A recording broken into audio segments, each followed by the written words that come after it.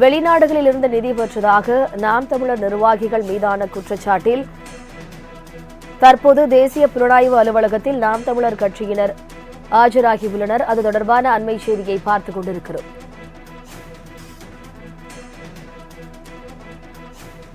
சென்னை புரசேவாக்கத்தில் உள்ள தேசிய புலனாய்வு முகமை அலுவலகத்தில் நாம் தமிழர் நிர்வாகிகள் ஆஜராகியுள்ளனர். வெளிநாடுகளிலிருந்து நிதி பெற்றதாக பதிவான குற்றச்சாட்டில் நாம் தமிழர் கட்சியினர் தேசிய புலனாய்வு அலுவலகத்தில் ஆஜராகியுள்ளனர். அது தொடர்பான அண்மை செய்தியை பார்த்துக் கொண்டிருக்கிறோம்.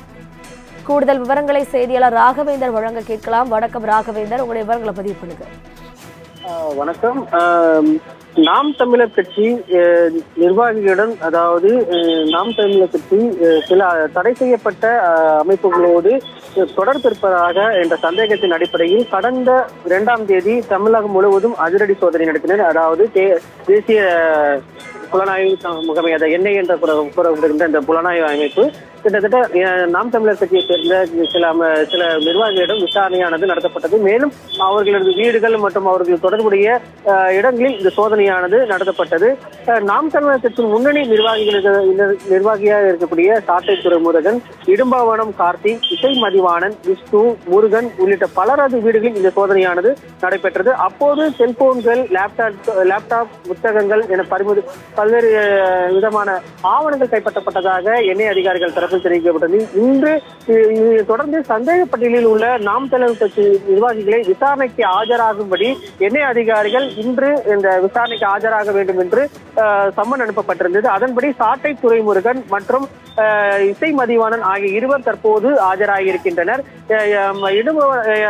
மற்றொரு நிர்வாகி வரவில்லை என்று அவர் தரப்பில் தெரிவிக்கப்பட்டிருக்கு. விசாரணையானது நடத்தப்பட்டு வருவதாக தற்போது எண்ணெய் அதிகாரிகள் தரப்பில் தெரிவிக்கப்பட்டிருந்தாலும் தற்போது அவரது சாட்டை துரைமுருகன் தரப்பில் வழக்கறிஞர் சங்கர் என்பவர் தற்போது செய்தியாளர்களை சந்தித்தார்.